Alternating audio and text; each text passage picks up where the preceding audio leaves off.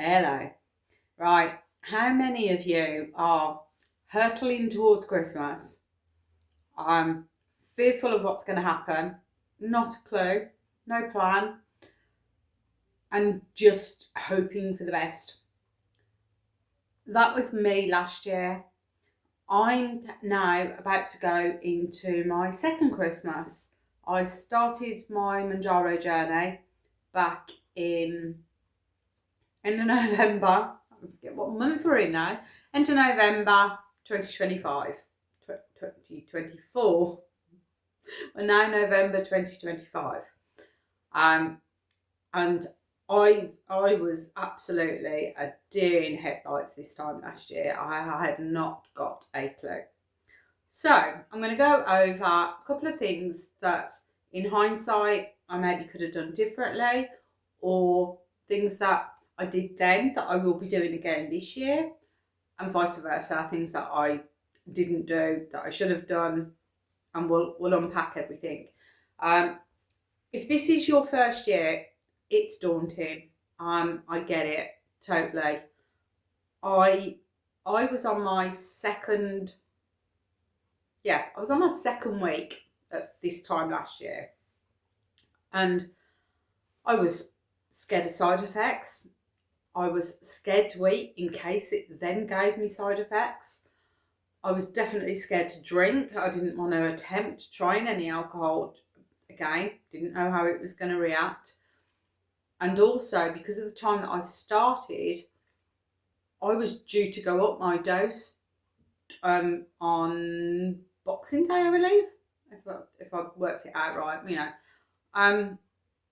and I went into every day like a deer in headlights, just winging it and hoping for the best. So I'm hoping I can put together a few hints and tips that will hopefully ease your journey a little bit more. Right, for those of you that don't know me, or for those that do, welcome back, hi. For those that don't, my name's Karen. I am 56 years old, soon to be 57, but we'll touch on that in a little bit as well. And I'm now in maintenance. I hit my target weight most likely a couple of months ago, or close to, and I've been pretty much in maintenance now for 6-8 weeks, last couple of months, and my weight is holding steady. I'm at the weight that I want to be.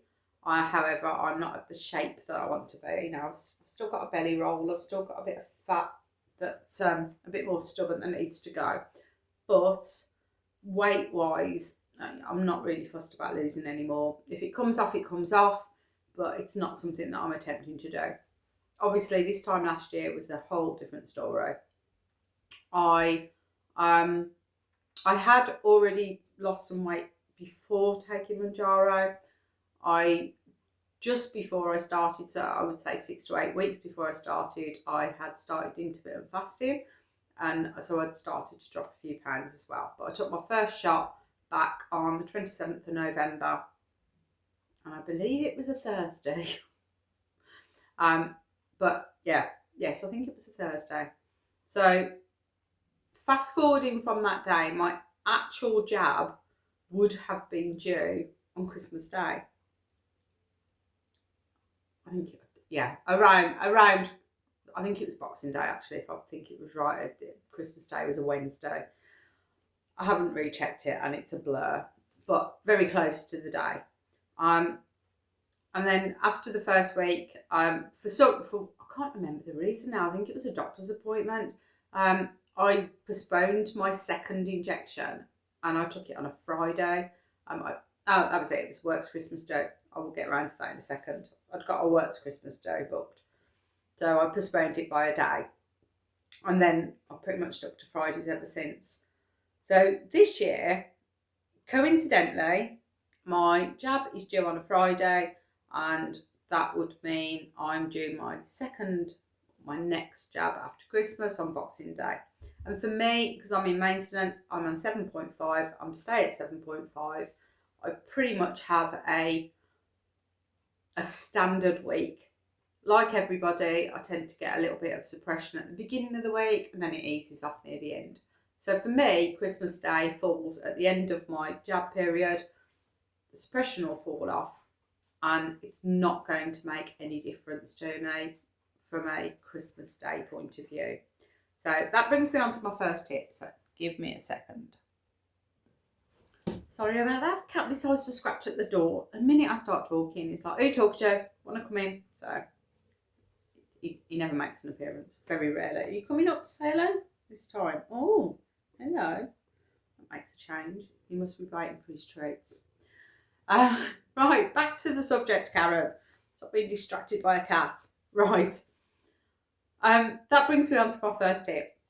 Work out when your jab is. Just get I'm a very visual person. I mark everything on a calendar so that I physically see it. Mark your jab days down running up to Christmas and into the new year as well. Don't forget, for most people, there's the additional bit after Christmas. There's a bit in between, and then you've also got New Year. So mark your jab down for the next few days. Have a look at your week. Are you jabbing like me at the end of a week prior to the weekend, and therefore it's most likely not going to have a massive impact on Christmas Day itself? Or do you jab on a Monday or a Tuesday, and chances are you could still be in your suppression high when Christmas Day comes round? And don't just think about Christmas Day, think about the other things that you've got going on around that time. Now for me, I've got Works Christmas Do next weekend. I've already been to one gig at the beginning of December. I have another gig to go to the week before Christmas. It's also my birthday a couple of days before Christmas. Then obviously there's the Christmas Day, there's Boxing Day, there's always food around on Boxing Day. We are doing a family get together in between Christmas and New Year, and this year I'm hosting it, and that will be on the Sunday after Christmas. So there's a lot of other things, so don't just focus on Christmas Day. Focus on the days that are important to you. You know, do you have plans to go out? Are you seeing friends, works, do's, that sort of thing? And prioritise basically which is important. I mean, they're all important. They're all important at this time of year. But where do they fall around your jab days? And is it something that you are going to want to eat? Or is it something maybe that you want to have a drink that day? Plan it out. And then, because we're still early, we've still got a couple of weeks to go. If you need to, you can change your day. You can play around with it. If you do it now, you can set yourself up for it being in place for Christmas. If you leave it to the day, you're going to end up skipping. I'm not an advocate for skipping jabs. I will always say try and manipulate your days so that it works out better for you. Now, if you have decided, that's it, I'm skipping my jab, I'm having 2 weeks off at Christmas, balls to the wall, I don't care, then that's totally your decision. But if you're doing that because you don't know how to manage Christmas, then hopefully these tips can help. So manage your day first. So work out what's important. Is it that you take the jab on a Tuesday or a Wednesday and you realise you're going to be in the middle of suppression? You can put it back now. So either, 2 ways of doing it. You can either stretch your dose and do a couple of 8 days. So therefore you just move your jab day forward a couple of days. By the time you get to Christmas week, hopefully your jab day is where you want it to be, or closer to it. Or you can go the opposite way. You can go and shorten it and take 6 days for the next couple of weeks, which will move it. You can only move a couple of days. We don't have time for this. I'm not going to be an advocate and say you could do it more harsh than that. I would say 6 days for a couple of weeks is fine. I did it when I was running up to my summer holiday because we flew on a Tuesday, so I just took it for the run up to my holiday, took it a couple of days early over a few weeks. spread it out. So by the time my holiday came round, I actually was taking my jab on a Tuesday morning instead of the Friday, so I've just moved it back. And then I took it on the Tuesday when I got back from the holiday.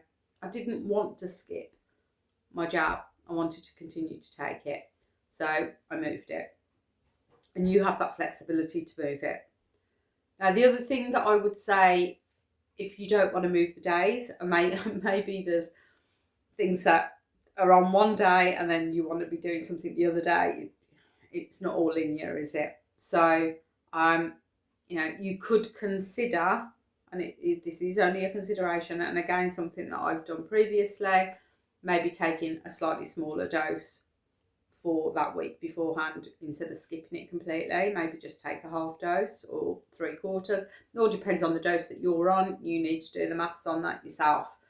I'm not going to tell you how much to take, but it is an option to play with the clicks, work out, do I want slightly less suppression? But one thing I would say is if you are due to go up a dose, postpone that. Don't go up a dose the day before Christmas or the week before Christmas. See if there is a way that you can postpone that. Again, consider only taking two-thirds of that dose maybe. So let's say, for instance, because the maths is simple, you're on a 5, you're due to go up to a 7.5.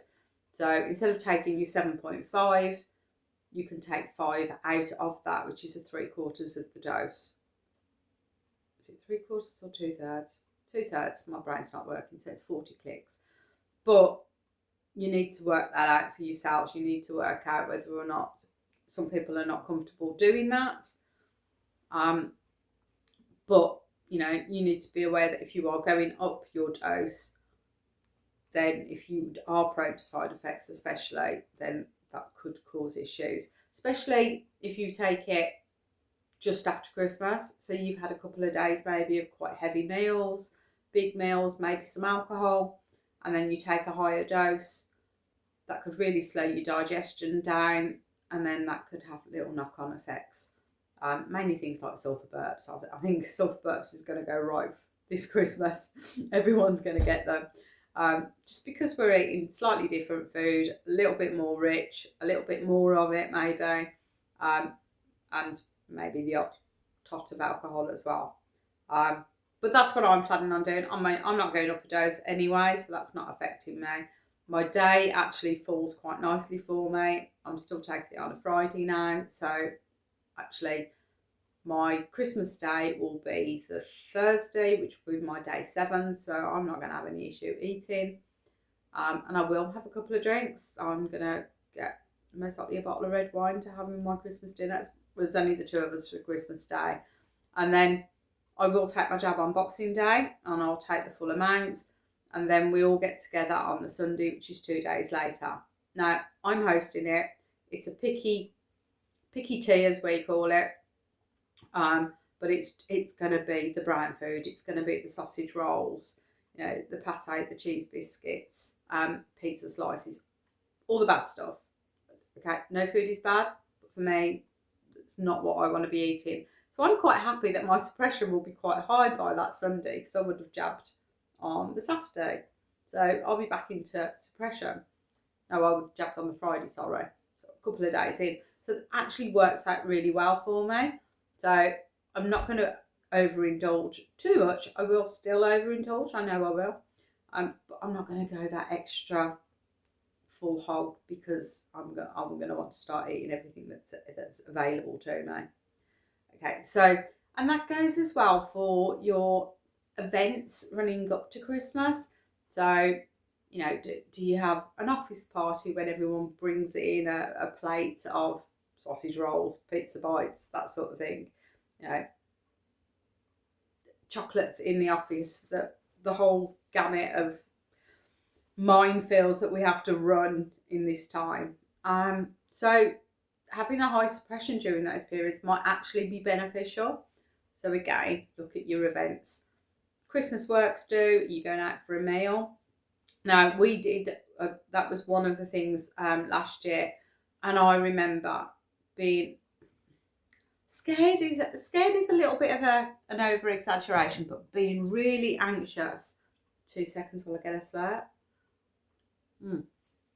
I was really anxious over my work's Christmas do. We had a Italian restaurant booked, only one of the chains. The usual preset Christmas dinner. You pick one of 3 starters, mains, and dessert. And I was bizarrely, I did what everyone suggests: go and check out the menu online, pre-order in your head what you were going to have. Thankfully, it was one of those ones that I think we had to put a pre-order in a few days before. Set meal, 30 quid or whatever it was. And I remember being absolutely paranoid about, what am I going to choose? Am I going to be able to eat it? And then it dawned on me, I don't have to eat it. I'm paying for this meal. I'm sat around a table with a bunch of work colleagues but friends. I don't have to eat everything that's on my plate. I don't have to order it. If I say I'm skipping the starter or I'm skipping dessert, that's my prerogative. But I spent so long reading that menu going, oh, I don't want that one because that's going to be really heavy. I'm not going to be able to eat my main. So in the end, I decided, I think it was like a meatball starter. And it came with garlic bread. And I was like, oh, garlic bread. I'm like, as soon as it came on the table, I just popped the garlic bread in the middle of the table and just sort of went, out yourself, guys. I don't want to eat the bread. It got wolfed down. There's always somebody on your table that will happily wolf down whatever it is that you don't want. Can't remember what I had for my main, but I think it was a chicken parmigiana type thing with a side of veg. And that was the other thing. I swapped out the fries just for a side of veg instead. A dessert, I indulged. It was tiramisu, and I wanted tiramisu, so I had my dessert. But all the other stuff that came with it, you don't have to eat it. So don't be scared to either order it and share it amongst the table, or just don't order it.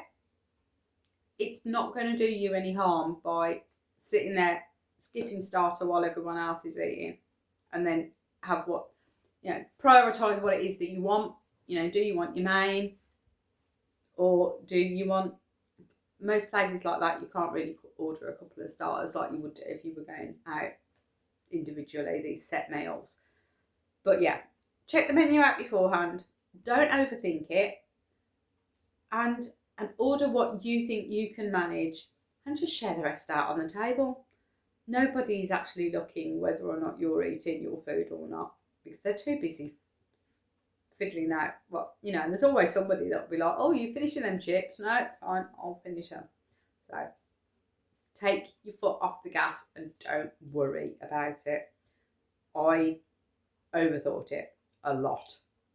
So, and that goes for all your events. So works dues, whether you've got a night out with friends. It's the same that I've done. Sorry, I'm just checking my notes, making sure I'm covering everything. It's the same thing that I've had throughout the whole of the year. We've had birthdays come up. We've had events come up. I had my grandson's 16th birthday, so we all went to Billa and Carter and had a wonderful day. I ate way over my calories. I had eaten my deficit and drank a fair amount as well. But the next day you just get back on it. You don't look at it as a day off or a cheat day. It's life. Everybody has these events that come up. And we're able to do them now without feeling guilty. There is no reason to be guilty. But I would also say there's no reason to skip your jabs either. However, each to their own. If that's what you choose that you want to do and take, it's your money, you're spending it. If you want to take 2 weeks off, then that's perfectly fine. Just be mindful that, the scale will change. Yes, you will most likely put on a couple of pounds over Christmas. I think pretty much everybody does. However, providing that you're back on it straight away, that comes back off very quickly. And it's not real weight in that sense. I think last year I managed to stay the same, which was quite surprising. But I stayed the same for about 3 weeks, I think, and then it kicked in again. So, right, now the other thing, the elephant in the room, alcohol. It's a personal decision. If you are somebody that does drink and would have a Christmas tipple, again, just think about it. At the end of the day, you do not have to drink. If you're in one of those families that, like mine, that the wine is flowing on Christmas Day, work out, if you don't want to drink, then work out a way not to. So preempt it. Don't get to the table and then feel obliged. Work it out beforehand. What I did last year, I drove. So that helped everything. I didn't have to drive, and I didn't have to have a drink because I was driving. I was designated driver that day. I did, however, have a drink when I got back home, but I thought, it'll stop me from that overindulging. This year, we're at home, so I'm going to drink, and I will be drinking all over the Christmas period. That makes me sound terrible, but I will have a much more of a alcoholic beverage maybe on the evening. Like I said, I'm going to treat myself to a bottle of rum. That will be my Christmas drink. There'll be a few bottles of wine in the house. It's also my birthday the week before. We're going to another gig, and I've decided I'm driving for that one. We went to a gig a couple of weeks ago, and my son drove, and I had quite a few drinks. Not too many, but quite a few. So we give it. It's his turn. Even though it's my birthday, I chose to have my drinking session at the beginning of December. So I will drive this time, and he can have a drink. So, use that as a compromise. If you're not the driver, or you're not a designated driver, or you don't have to drive, then just, if you do not want to drink, then that is your decision, and stand firm with that. Take yourself, if you're going to somebody else's and you're not in control of the drinks, take something with you. Treat yourself to a bottle of something non-alcoholic. It may still have sugars in it, but I think you can get things like, I'm sure you can still get them, it used to be called Schlur, which is like a non-alcoholic wine. It's not a wine, it's more of a posh grape juice. Now, things like that. There's a range, I believe they're called Belvedere, and they do like soft drinks, but it's like almost like mocktail type things. They've got a lot of sugar in them. They are still a treat. It's not something you'd want to drink on a regular basis, but consider something like that and take it with you. If your host, unless you're hosting, obviously, but if your host is not going to cater for people that aren't drinking, then take something with you. Have an option that you can go to. And on the other hand, if you want to drink and you decide that Christmas Day is the one day that you're going to drink, then fine. It's a personal choice. Just be aware of what could be side effects. There is no indications that you cannot drink on Mounjaro. It's not something, or any GLP1. It's not something that's an issue with the medication. It's going to be purely how your body reacts to it. It's, so it could be, some people say they've got no issues drinking at all. Me being one of them, I've not had an issue. And others say they can't. So some say they don't want it. They don't want alcohol at all, which is a different issue. And then for others, they say one drink and they're really, really poorly. You won't know until you try it. So Christmas Day might not be the day to experiment with that. But if you are a drinker, don't be obliged that you have to drink. But also don't feel that you're not allowed to drink either. It's a personal decision. Right, so I think the main takeaway for me is A, don't panic over it. B, plan it. That is your best option. Don't go up a dose if you can help it. If you can manipulate your dose, do not go up until you've cleared the holiday time. You know, whether that's the week before or the week after. The other thing I would say that am I doing differently? It's different because I'm in a different place now. I'm in maintenance, so I will be indulging a little bit more. I was a lot more careful this time last year, and to be fair, there weren't very many people vlogging. There weren't that many people or the ones that were out there had just started. Everyone was hurtling into their first Christmas. Nobody, apart from some of the American guys, nobody had really gone through a Christmas previously. So I'm hoping that my experience, and obviously there's plenty of other vloggers out there that are hurtling into their second Christmas, you know, take your foot off the gas, allow yourself to have a good Christmas. Just don't overdo it, but don't panic about it either. You know, it does get better. You might be a couple of months in and you've got your rhythm, which makes it a little bit easier to plan. But if you're really new to it, it can be really scary as well. So that's my plan for this year. I'm not going to be doing anything much different, to be fair. I'm happy tootling along as I am now. I said I'm in maintenance. I have weighed myself this morning, and spoiler alert, I'm still in maintenance. 125.2, I think it was this morning, which is, I think it's fraction down from 125, I want to say 0.8 last week. I might be wrong, but yeah, pretty much staying the same. My danger number in that sense is going to be 130. If I start creeping up and I get to the 130 again, then that's when I will say, right, okay, I need to do something about this. But hovering around that 124, 126, that is spat bang where I want to be at the moment. So no dramas for me. And like I said, I'm getting to a point now when I'm almost forgetting to weigh in.